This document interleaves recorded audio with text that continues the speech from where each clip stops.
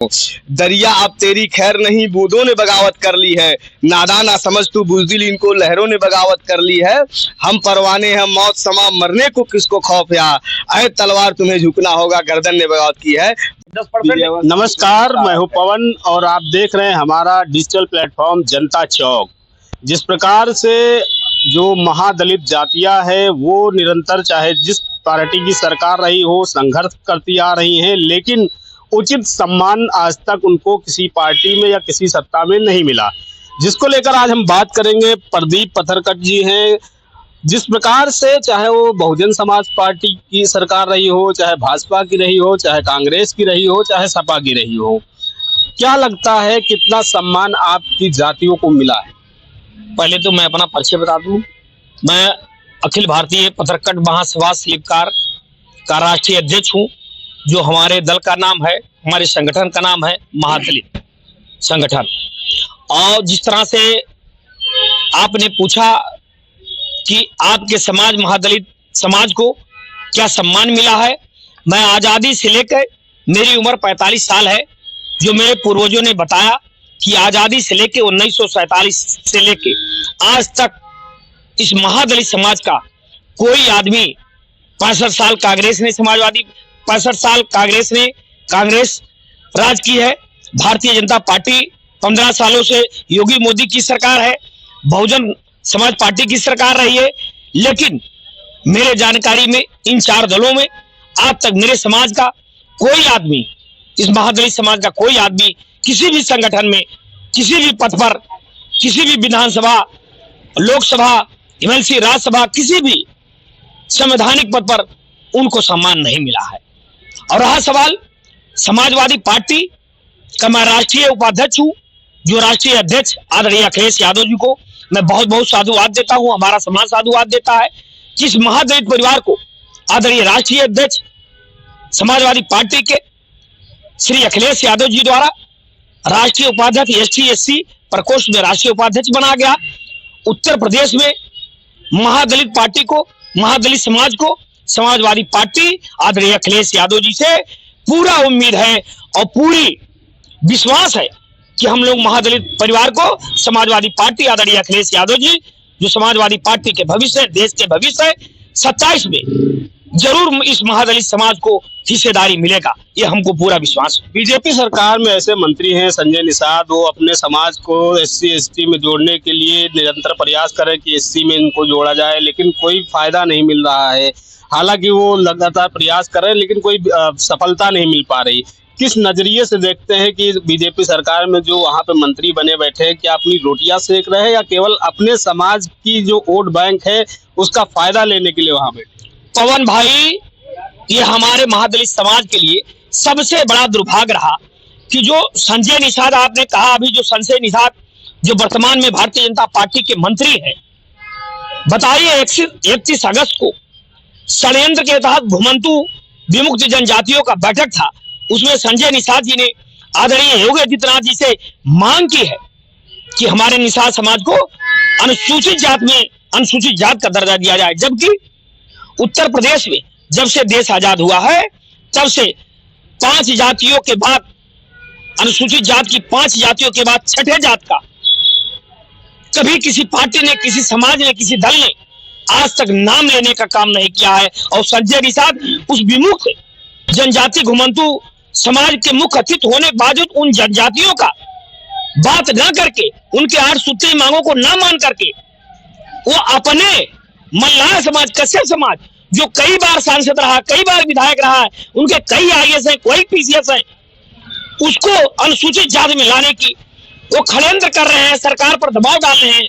जबकि उनको सही मामले में जो अनुसूचित जाति की सबसे महादलित समाज है, जो आज तक ये से लेकर सी ग्रेड तक कोई नौकरी नहीं पाया, ये से लेकर सी ग्रेड तक, समूह ग तक, चपरासी स्तर तक किसी भी विभाग में नौकरी नहीं पाया, उसकी बात उन खाना बदोशों को बात अस्थायी रूप से योगी आदित्यनाथ से न करके कि इनको अस्थायी किया जाए, इनकी 8 सूत्री मांगों को मानकर इनको स्थापित किया जाए, इनको घर बनाया जाए, इनको मकान बनाया जाए, इनको नौकरी में हिस्सेदारी दिया जाए, उनकी मांगों को न मानकर अपने जो कई लोग उनके समाज के विधायक सांसद हैं, उस समाज को मजबूत करने के नाते ये भारतीय जनता पार्टी में मंत्री हैं और दबाव बना रहे हैं कि हमको अनुसूचित जाति में किया जाए, और जो अनुसूचित जनजाति में है, महादलित समाज है, उसकी बात संजय निषाद को नहीं सूझी। मैं क्या कहूं पवन भाई इस बात में। संजय निषाद बात को रख रहे हैं लेकिन वैल्यू नहीं हो पा रही है, तो दूसरे को भला कैसे करेंगे? नहीं, ठीक है, उनका वैल्यू देखिए, भारतीय जनता पार्टी में न संजय निषाद जी का वैल्यू है, न ओम प्रकाश राजभर जी का वैल्यू है, जितने नैनपुरिया पटेल का वैल्यू है, न संजय चौहान का वैल्यू है। जितने भी लोग इस गठबंधन में गए हैं, अपना जेब अपना झोला भरने के नाते गए हैं पवन भाई, और इनकी कोई बात नहीं सुनी जाएगी। ये आरक्षण में आरक्षण की बात करते हैं, इनकी बात को दरकिनार किया जाएगा। ये अनुसूचित जाति में जाने की बात करते हैं, ये अनुसूचित जाति में जो जाने की बात करते हैं, इनकी बात को मैं चैलेंज के आपके चैनल के माध्यम से चैलेंज करता हूं।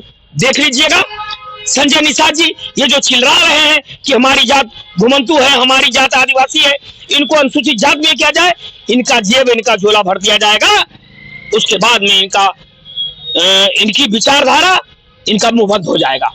अच्छा है दिनेश जी, जिस प्रकार से अभी प्रदीप जी बात कर रहे थे महाजातियों को लेके, कितना समर्थन है आपकी पार्टी और आपके नेतृत्व की जो सरकार रही पिछली सरकार, और 2027 का भी अभी चुनाव नजदीक है, अगर सरकार आती है तो कितना समर्थन देंगे आप?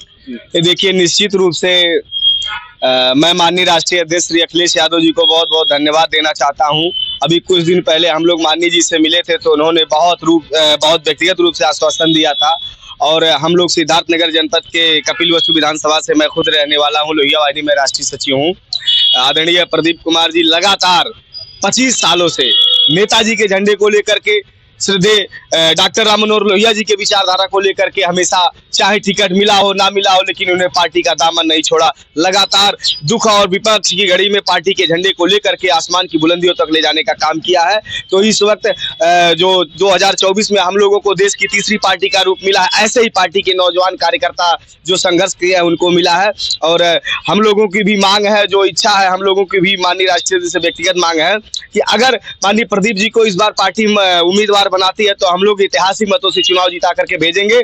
और उत्तर प्रदेश के 403 विधानसभा सीटों में अगर एक शिल्पकार, एक दलित, एक आदिवासी महादलित प्रदीप जी को मौका मिलता है तो ये खुद विश्वास दिलाते हैं। मैं इनके साथ चला हूं, इटावा से लेकर के आगरा तक, मैनपुरी से लेकर के गाजीपुर तक, ये पूरे प्रदेश में अपने समाज को इकट्ठा करके समाजवादी पार्टी के साथ जोड़ने का काम करेंगे। और हम लोग खुद चाहते हैं, और मैं आपको बता दूं, जनपद सिद्धार्थनगर में कपिलवस्तु विधानसभा में एक बिरादरी नहीं, किसी भी जाति के अंदर, मेरा घर वहां पर है, हम लोग पूरे क्षेत्र में काम करते हैं, किसी भी जाति के अंदर, चाहे वो पंडित जी हो, ठाकुर साहब हो, चौधरी साहब हो, निषाद जी हो, गौड़ जी हो, यादव जी हो, हर एक बिरादरी के जुबान पर एक ही नाम है। इस बार कपिलवस्तु में प्रदीप कुमार पथरकट।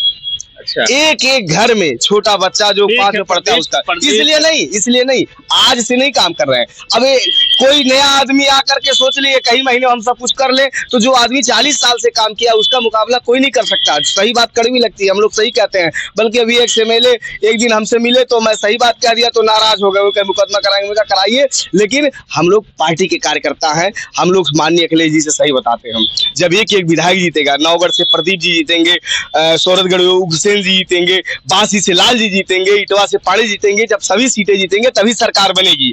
200 तो विधायक तभी हो पाएंगे। इसलिए हम लोग प्रदीप जी के साथ, हम लोग माननीय से अपनी बात रखेंगे। और मैं एक चीज बताना चाहता हूँ, दरिया अब तेरी खैर नहीं, बूंदों ने बगावत कर ली है, नादान ना समझ तू बुज़दिल, इनको लहरों ने बगावत कर ली है। हम परवाने हैं मौत समा, मरने को किसको खौफ या, ऐ तलवार तुम्हें झुकना होगा, गर्दन ने बगावत की है। भारतीय जनता पार्टी का आप सुपड़ा साफ होने वाला है। 2024 में उत्तर प्रदेश की जनता ने 43 सीट जिता करके दिखा दिया है। बहुत बहुत धन्यवाद। जय हिंद, जय समाजवाद। अखिलेश यादव। एक बात दिनेश जी और है, जिस प्रकार से महाजातियों की भी बात चल रही थी, महादलित जातियों की जो बात चल रही थी, जब सरकार थी समाजवादी पार्टी की 17 जातियों का जो उसमें मिलान हुआ के लिए प्रस्ताव हुआ था, हालांकि उसको नहीं रखा गया। बाद में बीजेपी सरकार आने पे इसका उसमें नहीं शामिल किया गया। अगर 27 में सरकार आती है तो ऐसी जातियों को क्या दोबारा उसमें एकदम विधायक जी पहले प्रस्ताव में एमएलए रहेंगे माननीय मुख्यमंत्री जी को और राष्ट्रीय अध्यक्ष जी उस समय चाहते थे, नेताजी भी चाहते थे, मुझे भी याद है होर्डिंग लगी हुई थी 2016 में 17 में। लेकिन इस बार जब गवर्नमेंट बनेगी तो पहले माननीय अखिलेश यादव जी का कई लक्ष्य है, उसमें ये भी लक्ष्य मालूम है, ये भी लक्ष्य उनके दिमाग में है, इसलिए ये सब काम पहले ही होना है। कितनी भर्तियां भाजपा सरकार ने रोकी पड़ी हुई है, कितने नौजवान परेशान हैं, सब कुछ जो है माननीय अखिलेश यादव जी मुख्यमंत्री रहेंगे तो सब काम समाजवादी पार्टी धरातल पर उसी तरह उतारेगी। जिस तरह से मेट्रो बना दिया, एक्सप्रेसवे बना दिया, बुलेट प्रूफ जैसा लोक भवन दे दिया, पेंशन दे दिया, लैपटॉप, उसी तरह से काम करके। ये थोड़ी ना हुआ कि भाजपा वाले कांवड़ यात्रा के नाम पर पूरा फोर्स लगा देते हैं अयोध्या से लेकर गोरखपुर तक। एक काम है बताइए, मेट्रो में एक पिलर लगवाए बताइए। ये केवल धर्म के नाम पर, हिंदू मुसलमान के नाम पर, हिंदुत्व को मजबूत करने के नाम पर उत्तर प्रदेश की जनता को, नौजवान को गुमराह करने का काम करते हैं।